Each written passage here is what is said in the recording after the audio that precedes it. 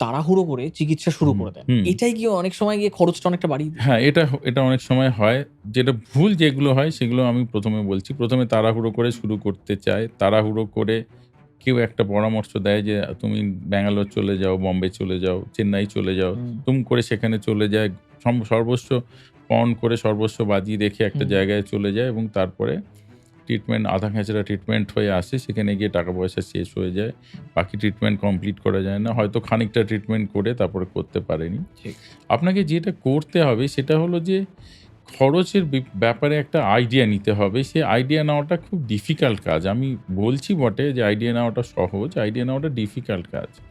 তার কারণ হলো আপনাকে সঠিক জায়গায় পৌঁছতে হবে হুম, ১ম এ। যেখানে গেলে আপনাকে সঠিকভাবে এই গাইডটা করা হবে যে, ঠিক। আচ্ছা আপনার রেকটামের ক্যান্সার হয়েছে তাহলে আপনার আগে রেডিয়েশন চিকিৎসা লাগবে, হুম, ওরাল কেমোথেরাপি লাগবে। তার খরচ এইরকম। তারপরে আপনার এই টেস্টগুলো করতে হবে। মাঝখানেও এই টেস্টগুলো করতে হবে। তারপরে অপারেশন হুম, করতে হবে। তার খরচ এরকম।